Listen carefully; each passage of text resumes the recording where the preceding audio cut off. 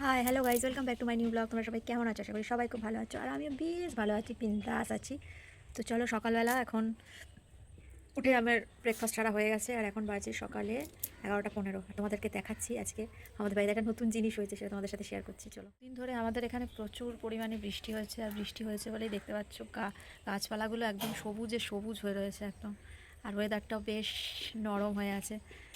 যেই গরমটা পড়েছিল সেই গরমটা চলে গেছে, কারণ বৃষ্টি হয়েছে। আর আজকেও মনে হচ্ছে সন্ধ্যেবেলা বৃষ্টি হবে।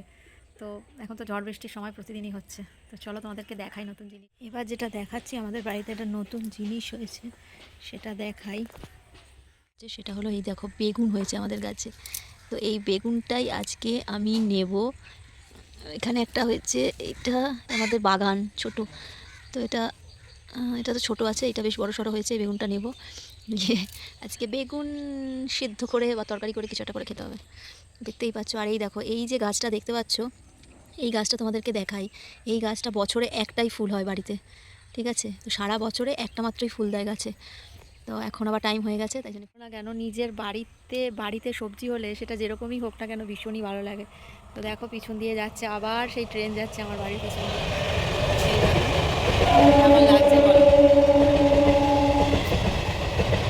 দেখতে পাচ্ছ?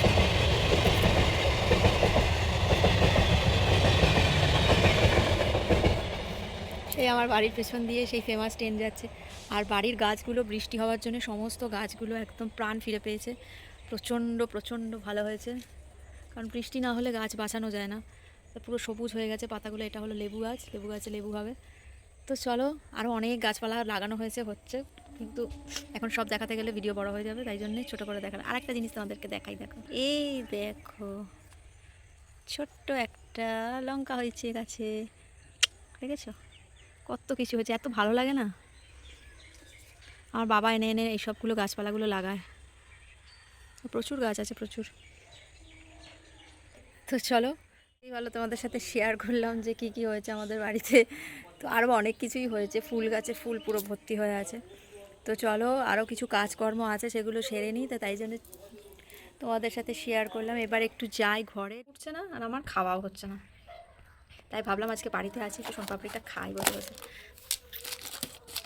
সোনপাপড়ি জিনিসটা এমন না, মানে বার করলেই হয়ে যায়, হাওয়া লেগে গেলেই কেমন একটা হয়ে যায় যেন।